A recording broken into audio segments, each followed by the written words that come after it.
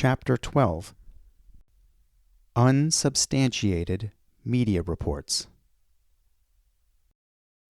Many people in recent years have reported feeling that the prevalence or degree of polarization in society has been higher in the past decade than it ever was previously. What led to this real or perceived intensity in polarization? Are people really behaving in a worse manner now than in times past? Has social media simply drawn attention to things that were always there? Or did social media actually contribute to a real breakdown in norms by amplifying negativity? While many experts indicate that the advancements of technology and social media have outpaced humanity's ability to adapt, thereby contributing to the derangement of behavior, it is important also to acknowledge what has happened in traditional media with regard to inflaming perceptions and polarizing the public. Around the year 2011 or 2012, it is clear and it is curious that the use of particular terms skyrocketed simultaneously across major newspapers such as the New York Times, Los Angeles Times, Washington Post, and Wall Street Journal. The graphic depiction of this data is striking. The line shoots straight up by hundreds of percentage points.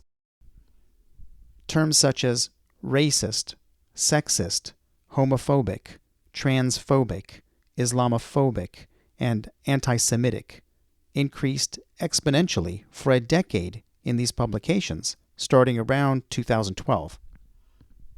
Think about it. How often have you heard the terms right-wing extremist or conspiracy theorist in recent years? The data suggests that there has been a deliberate attempt to convince the public of a supposed increase of prejudice and wrongful attitudes in their midst, and that this attempt has been coordinated across many organizations, such as the newspapers I mentioned before. Simply by news outlets printing increasingly more stories during the past 10 years about racism, sexism, homophobia, transphobia, Islamophobia, anti-Semitism, and the like, a large number of citizens have become convinced that things are worse now, perhaps more than ever. With traditional media having moved decades ago into the soundbite era, where issues are examined in brief minutes or mere seconds instead of the longer amount of time that their proper analysis requires, it is important to be mindful that the examination of controversial issues on social media often is trapped by limitations akin to the soundbite phenomenon. Long-form conversation is often needed to parse out and properly examine such issues, whereas the format of social media is in some ways limiting and tends to hobble conversation for various reasons. Some version of this unattributed old expression is familiar to many Americans. Quote, "A lie travels halfway around the world before the truth has got its boots on." In today's media landscape, many reports containing insufficient evidence are somehow published and manage to reach international audiences. Some of these reports turn out to be misleading or even false. How many times have unsubstantiated allegations had severe consequences? An explosive scandal rocked Canada in the summer of 2021. It started in late May when media reports stated that ground-penetrating radar technology, or GPR, had identified supposed unmarked burial sites at the former Kamloops Indian Residential School, reportedly containing the bodies of 215 deceased children. What the public took away from these reports was the appearance of a neglectful or abusive situation, a crime, and this naturally sparked widespread outrage, grief, and demands for accountability. More sites soon followed suit using GPR, resulting in similar claims. These findings fueled a narrative of mass burials, often linked to the school's history of abuse and neglect. Residential schools had operated in Canada for about a century, starting in the late 1880s, funded by government and run generally by various churches. Indigenous children were brought from their homes to these residential schools as part of a deliberate government policy to assimilate them into Euro-Canadian society. Indigenous communities had long-standing oral histories and suspicions that asserted the existence of unmarked graves at various sites. According to Canada's 2015 Truth and Reconciliation Commission findings, several thousand Indigenous children are estimated to have died at residential schools for various reasons, including from disease, malnutrition, and abuse. The 2021 media reports, based on GPR technology, opened old wounds from past injustices suffered by Indigenous peoples. As a result of the heavy emotions stirred up by the media reports highlighting these GPR findings, many churches were vandalized, desecrated, or burned. The problem is these specific accusations based on GPR from 2021 have not actually been corroborated. GPR only detects disturbances in the soil, things like rocks, roots, or old infrastructure. It does not confirm the presence of bodies or bones. Only excavation can confirm human remains. Following the 2021 scandal, excavations such as one at Pine Creek in Manitoba in 2023 found no human remains, despite earlier reports of GPR anomalies, leading some to argue the initial claims were overstated or misinterpreted. The Royal Canadian Mounted Police and the British Columbia Coroner's Service say it's up to the local Indigenous councils to move forward with the investigation of the alleged mass burial sites. Truth, reconciliation, and potential repatriation of remains would depend on investigating and excavating bodies, would it not? But local Indigenous councils have not made themselves available to independent journalists to share their thinking and have not moved forward with any official investigation of the 2021 allegations. In June 2021, shortly after the Kamloops First Nation reported 215 anomalies detected by GPR near the former Kamloops Indian Residential School, the government established the Residential Schools Missing Children Community Support Fund. As of March 2025, the Canadian government has committed more than $232 million Canadian to supporting initiatives like research, fieldwork, and memorialization. Some reports suggest much of the money sent by the government went to publicists and consultants rather than exhumations. Independent journalists attempting to research historical facts for this story in the summer of 2023 were told by Chief Roseanne Casimir of the Kamloops First Nation that the tribe's museum and archives were closed indefinitely.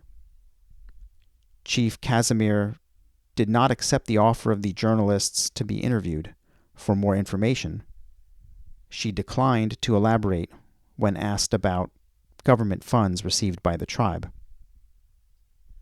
Nearly 4 years later, as of March 2025 when I published this presentation, no criminal investigation has been initiated by Indigenous groups, and no human remains have been conclusively excavated from these specific sites, despite all the controversy created by the initial GPR findings political claims and media reports. But it is reported that approximately 100 churches have been defaced or burned. Why aren't investigations moving forward to corroborate mass graves? What actual good did it do for the media to publish these stories in 2021? Was this responsible journalism? Here's another upsetting news report, this time from America, that became highly controversial, widely spread, and quite damaging. Subsequent investigations found the story to be unsubstantiated and false. Remember to stay neutral as you assess the information I'm going to convey to you now. In 2014, the shooting death of Michael Brown, a black man, by a police officer in Ferguson, Missouri, launched violent riots based on false information that is still widely believed in America even a decade later. The officer, Darren Wilson, had crossed paths with Michael Brown soon after Brown had stolen items from a convenience store. There is surveillance video from the store showing Brown assaulting the store clerk who had confronted him for stealing. Some minutes later, Officer Wilson encountered and attempted to question Brown, who responded with violence. The altercation ended with Officer Wilson shooting in self-defense as Brown charged him. At the time, the media reported that Brown said, "Don't shoot," that he raised his arms above his head, and that he was shot in the back. Understandably, this was infuriating to citizens. Much later, the Department of Justice, after a thorough investigation, found that Brown did not attempt to surrender, did not say, "Don't shoot," was not shot in the back, but rather was shot in the front as he closed in on Officer Wilson. Earlier in the altercation, Brown had struck Officer Wilson and attempted to take his gun. Irresponsible media reports based on supposed eyewitnesses who later confessed that they had not actually seen the incident, had alleged that this was an altercation that amounted to police brutality and racism. That's the impression the public took away from the initial reporting, and even today that's how many people still frame the story. It is only after you read the 86-page report into the criminal investigation by the Department of Justice that it becomes evident that the unsubstantiated media reports amount to fabrication.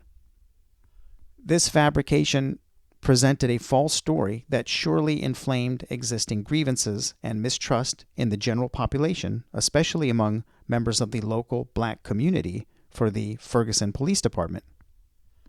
Then, after Brown's death, when concerned citizens were faced with what looked to them like a militarized police presence deployed to manage the conflict and keep order, powerful historical tensions and powerful current assumptions about Brown's death combined to contribute to protests, escalation, looting, vandalizing, and the rioting of enraged citizens.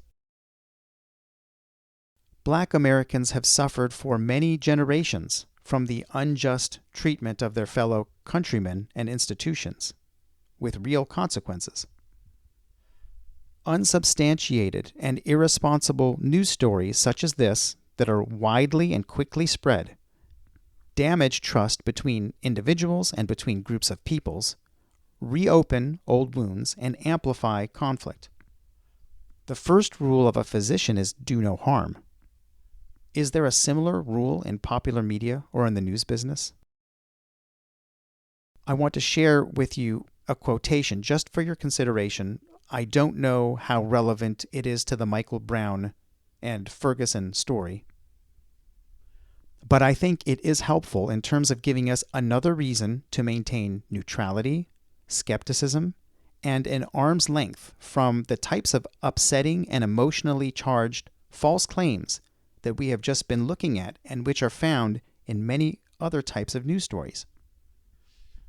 Here's the quotation, and pardon the antiquated terms that were in use a century ago when this statement was made.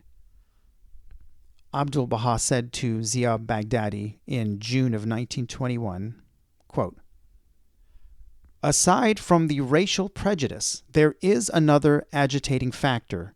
It is that of America's enemies. These enemies are agitating both sides.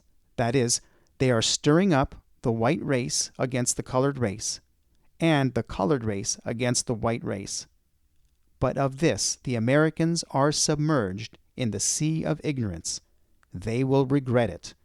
But of what use will their regret be after the destruction of America? Will it be of any use then?